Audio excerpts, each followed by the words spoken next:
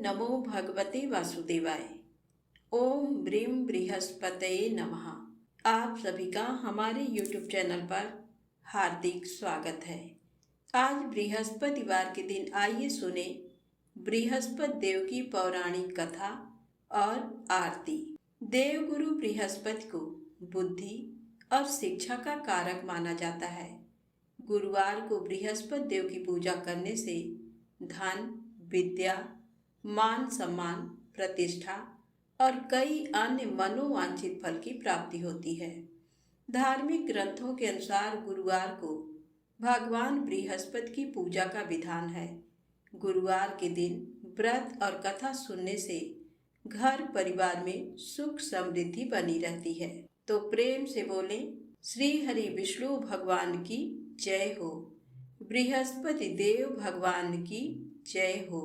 कथा के अनुसार प्राचीन काल की बात है। किसी राज्य में एक बड़ा प्रतापी और दानी राजा राज्य करता था। वह हर गुरुवार को व्रत रखकर दीन दुखियों की मदद करके पुण्य प्राप्त करता था। परंतु ये सब बातें उसकी रानी को अच्छी नहीं लगती थी। वह ना तो व्रत करती थी और ना ही दान पुण्य में विश्वास रखती थी। इतना ही नहीं, वह राजा को भी ऐसा करने से मना करती थी। एक समय की बात है, राजा शिकार खेलने के लिए बन गए। घर पर रानी और दासी थी। उसी समय गुरु बृहस्पति देव साधु का रूप धारण कर राजा के दरवाजे पर भिक्षा मांगने आए। साधु ने जब रानी से भिक्षा मांगी तो वह कहने लगी, हे साधु महाराज, मैं इस दान और पुण्य से तंग आ गई हूँ। आप कोई ऐसा उपाय बताएं जिससे कि सारा धन नष्ट हो जाए और मैं आराम से रह सकूं। इतना सुनकर बृहस्पति देव ने कहा, हे देवी, तुम बड़ी विचित्र हो। संतान और धन से कोई दुखी होता है? अगर अधिक धन है तो इसे शुभ कार्यों में लगाओ, कुंवारी कन्याओं का विवाह कराओ, विद्यालय और बाग बगीचे का निर्माण कराओ, जिससे तुम्हारे दोनों लोग सुधरें। परंतु साधु की इन बातों से रानी को खुशी नहीं हुई। उसने कहा कि मुझे ऐसे धन की आवश्यकता नहीं है जिसे मैं दान दूं और जिसे संभालने में मेरा सारा समय नष्ट हो जाए। तब साधु ने कहा, अगर तुम्हारी ऐसी इच्छा है तो मैं जैसा तुम्हें बताता हूँ तुम वैसा ही करना। गुरुवार के दिन तुम घर को गोबर से लीपना, अपने बालों को पीली मिट्टी से धोना, राजा से हजामत बनाने को कहना, भोजन में मांस मदिरा का प्रयोग करना, कपड़े धोबी के यहाँ धुलने देना। इस प्रकार 7 बृहस्पतिवार करने से तुम्हारा समस्त धन नष्ट हो जाएगा। इतना कहकर साधु के रूप में बृहस्पति देव अंतर ध्यान हो गए। साधु के अनुसार कई बातों को पूरा करते हुए रानी को केवल 3 बृहस्पतिवार ही बीते थे कि उसकी समस्त धन संपत्ति नष्ट हो गई। भोजन के लिए राजा का परिवार तरसने लगा। तब एक दिन राजा ने रानी से बोला कि हे रानी, तुम यहीं रहो, मैं दूसरे देश को जाता हूँ, क्योंकि यहाँ पर सभी लोग मुझे जानते हैं, इसलिए मैं कोई छोटा कार्य नहीं कर सकता। ऐसा कहकर राजा दूसरे देश चला गया। वहाँ वह जंगल से लकड़ी काट कर लाता और शहर में बेचता। इस तरह वह अपना जीवन व्यतीत करने लगा। इधर राजा के परदेश जाते ही रानी और दासी दुखी रहने लगी। एक बार जब रानी और दासी को 7 दिन तक बिना भोजन के रहना पड़ा तो रानी ने अपनी दासी से कहा, हे दासी, पास ही के नगर में मेरी बहन रहती है, वह बड़ी धनवान है, तू उसके पास जा और कुछ ले आ ताकि थोड़ी बहुत गुजर बसर हो जाए।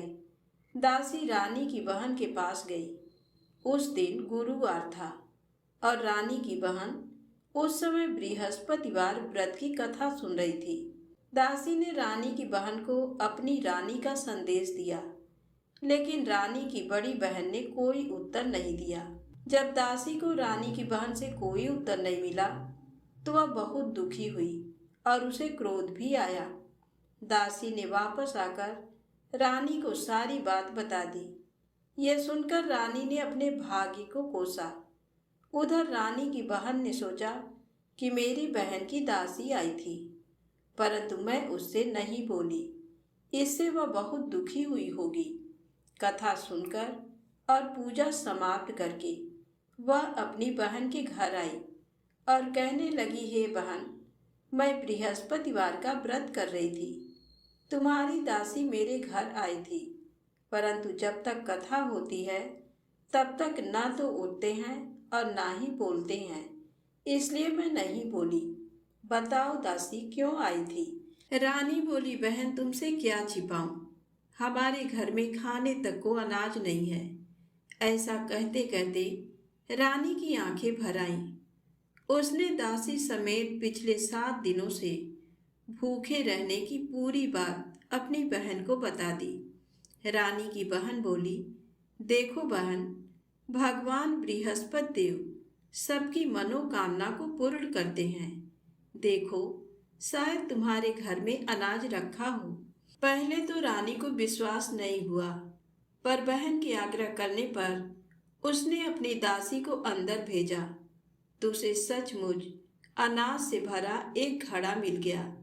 ये देखकर दासी को बड़ी हैरानी हुई। दासी रानी से कहने लगी, हे रानी, जब हमको भोजन नहीं मिलता तो हम व्रत ही तो करते हैं, इसलिए क्यों न इनसे व्रत और कथा की विधि पूछ ली जाए ताकि हम भी व्रत कर सकें। तब रानी ने अपनी बहन से बृहस्पतिवार व्रत के बारे में पूछा।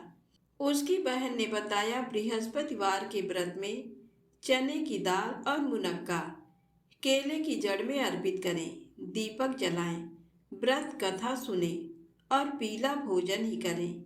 इससे बृहस्पति देव और भगवान विष्णु प्रसन्न होते हैं। व्रत और पूजा की विधि बताकर रानी की बहन अपने घर को लौट गई। 7 दिन के बाद जब गुरुवार आया तो रानी और दासी ने व्रत रखा। गुड़साल में जाकर चना और गुड़ लेकर आई, फिर उससे केले की जड़ तथा विष्णु भगवान का पूजन किया। अब पीला भोजन कहाँ से आए, इस बात को लेकर दोनों बहुत दुखी थे। चूंकि उन्होंने व्रत रखा था, इसलिए बृहस्पति देव उनसे प्रसन्न थे। इसलिए वे एक साधारण व्यक्ति का रूप धारण कर 2 थालों में सुंदर पीला भोजन दासी को दे गए। भोजन पाकर दासी प्रसन्न हुई और फिर रानी के साथ मिलकर भोजन ग्रहण किया। उसके बाद वे सभी गुरुवार को व्रत और पूजन करने लगी।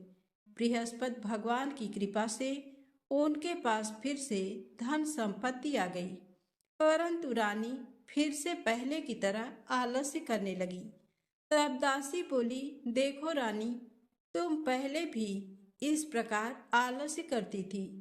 तुम्हें धन रखने में कष्ट होता था, इस कारण सभी धन नष्ट हो गया, और अब जब भगवान बृहस्पति की कृपा से धन मिला है तो तुम्हें फिर से आलस्य होता है। रानी को समझाते हुए दासी कहती है कि बड़ी मुसीबतों के बाद हमने ये धन पाया है, इसलिए हमें दान पुण्य करना चाहिए, भूखे मनुष्यों को भोजन कराना चाहिए और धन को शुभ कार्यों में खर्च करना चाहिए, जिससे तुम्हारे कुल का यश बढ़ेगा, स्वर्ग की प्राप्ति होगी और पितृ प्रसन्न होंगे। दासी की बात मानकर रानी अपना धन शुभ कार्यों में खर्च करने लगी, जिससे पूरे नगर में उसका यश फैलने लगा। एक दिन रानी और दासी दोनों आपस में विचार करने लगी कि न जाने राजा किस दशा में होंगे। उनकी कोई खोज खबर भी नहीं है। उन्होंने श्रद्धा पूर्वक गुरु बृहस्पति भगवान से प्रार्थना की कि राजा जहाँ कहीं भी हो शीघ्र वापस आ जाएं। उधर राजा परदेश में बहुत दुखी रहने लगा।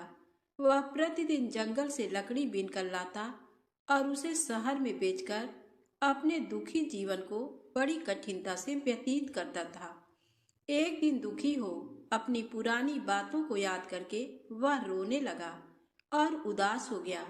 उसी समय राजा के पास बृहस्पति देव साधु के वेश में आकर बोले, हे लकड़हारे, तुम इस सुनसान जंगल में किस चिंता में बैठे हो?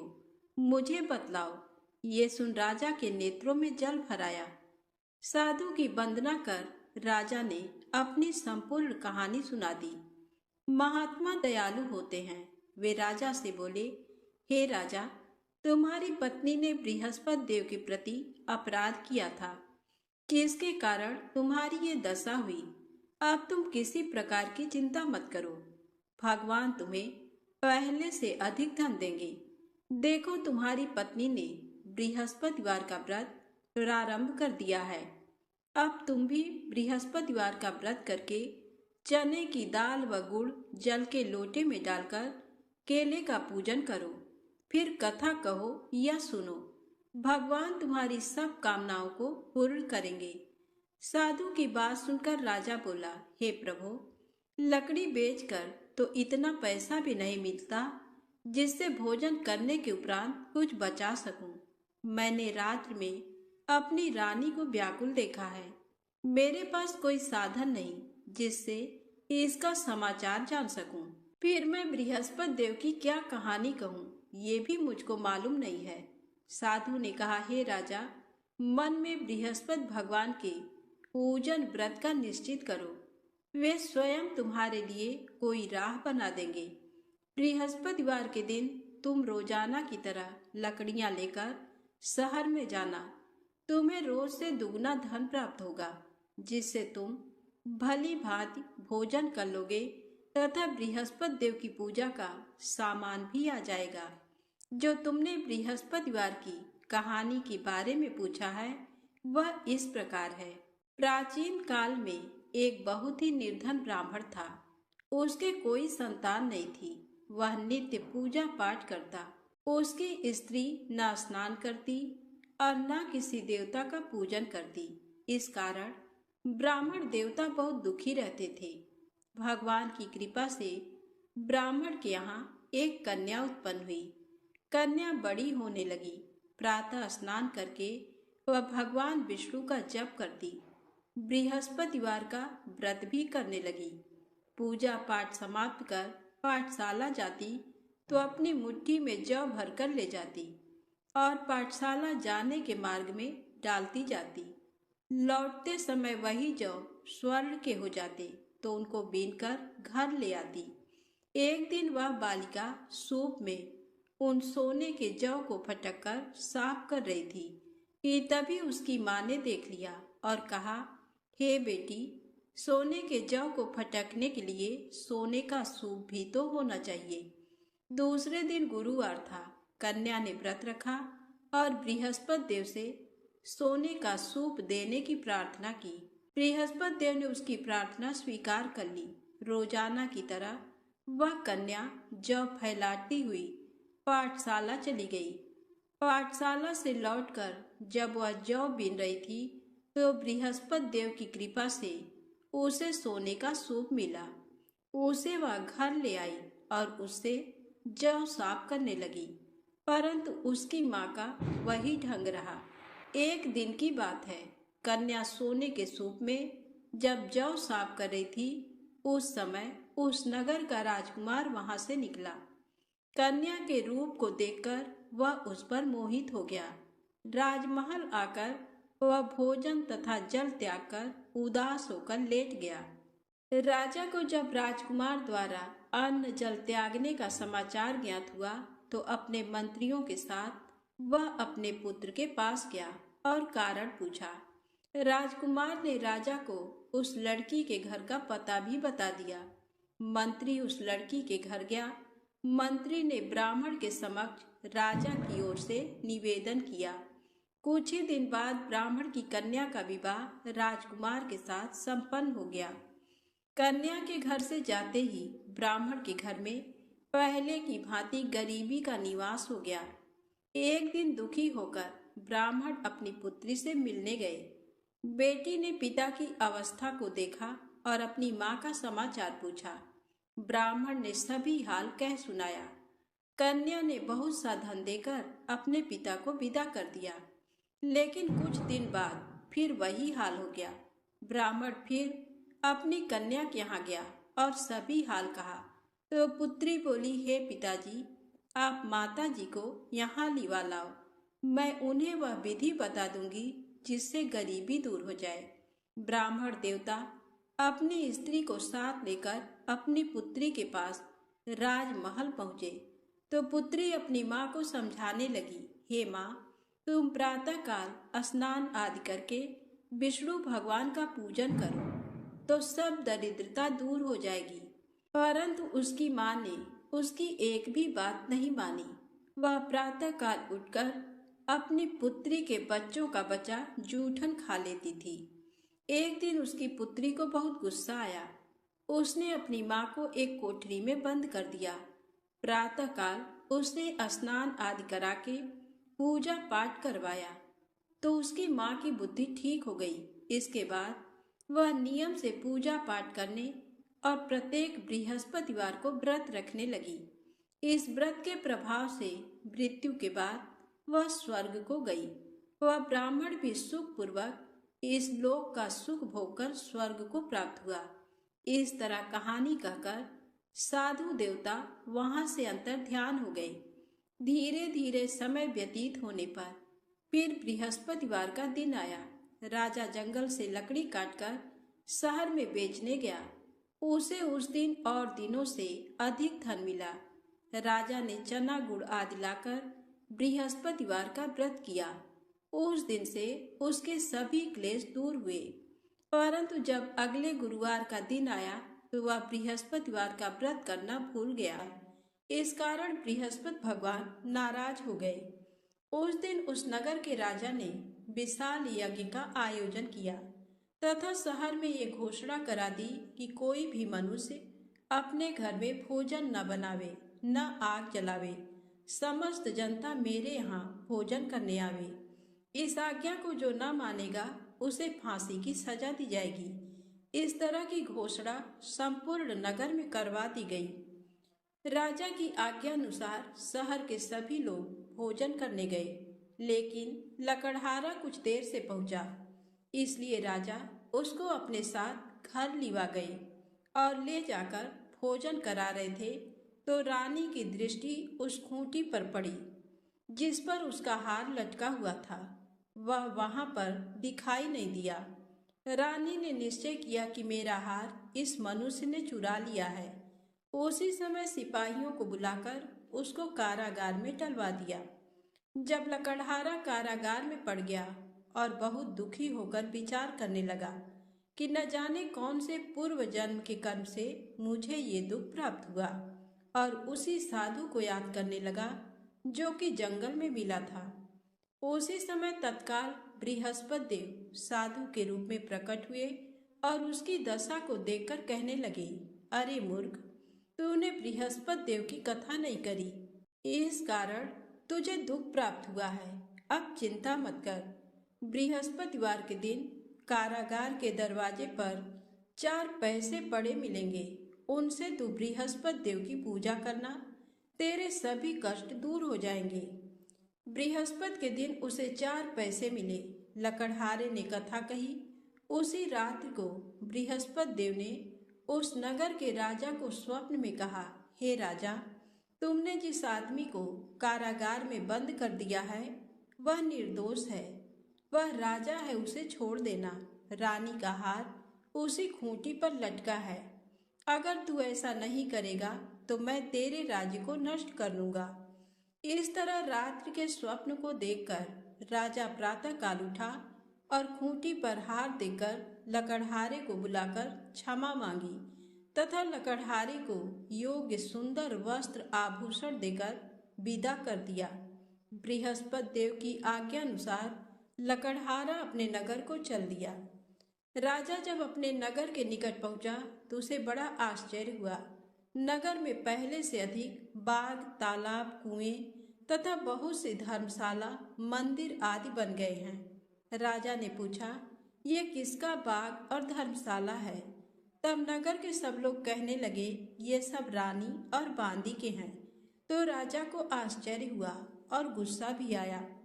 जब रानी ने ये खबर सुनी कि राजा आ रहे हैं तो उन्होंने बांदी से कहा कि हे दासी, देख राजा हमको कितनी बुरी हालत में छोड़ गए थे। हमारी ऐसी हालत देखकर वह लौट न जाएं। इसलिए तू दरवाजे पर खड़ी हो जा। आज्ञानुसार दासी दरवाजे पर खड़ी हो गई। राजा आए तो उन्हें अपने साथ लिवा लाई।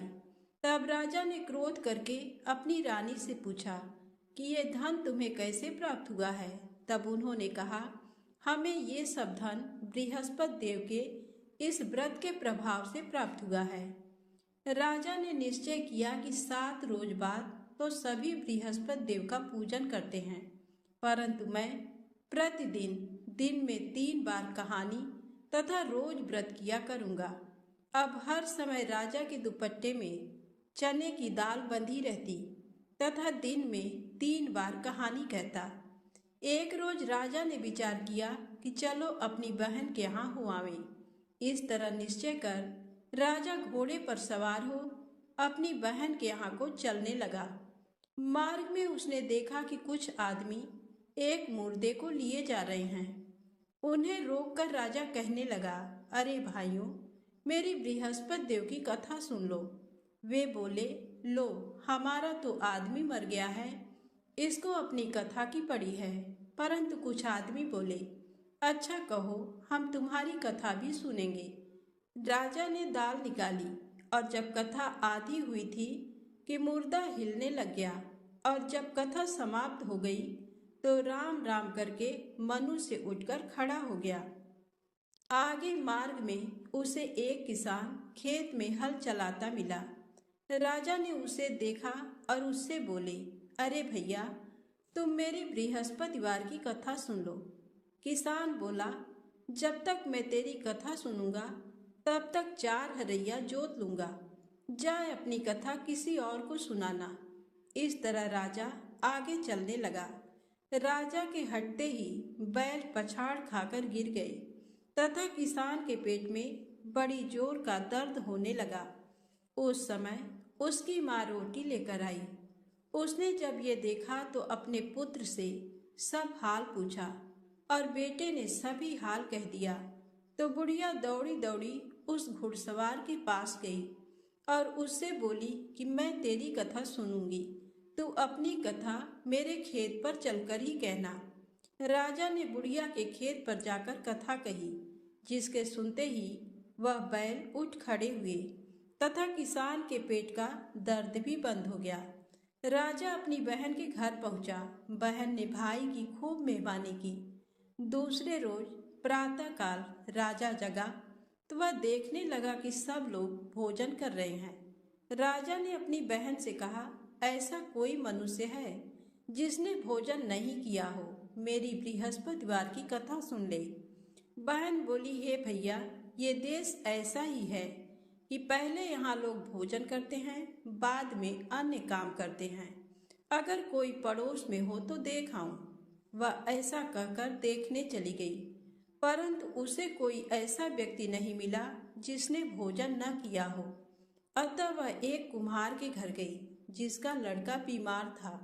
उसे मालूम हुआ कि उनके यहाँ 3 रोज से किसी ने भोजन नहीं किया है।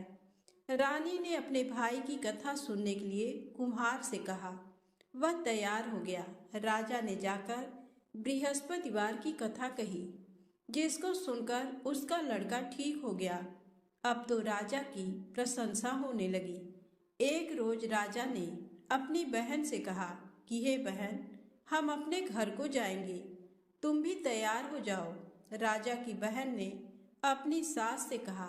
सास ने कहा, हाँ चली जा, परंतु अपने लड़कों को मत ले जाना, क्योंकि तेरे भाई के कोई औलाद नहीं है। बहन ने अपने भैया से कहा, हे भैया, मैं तो चलूंगी, पर कोई बालक नहीं जाएगा। राजा बोला, जब कोई बालक नहीं चलेगा तब तुम ही क्या करोगी। बड़े दुखी मन से राजा अपने नगर को लौट आया।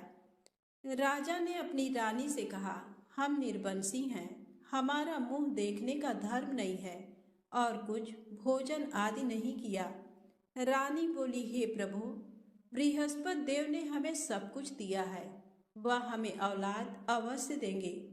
उसी रात को बृहस्पति देव ने राजा से स्वप्न में कहा, हे राजा, उठ, सभी सोच त्याग दे, तेरी रानी गर्भ से है।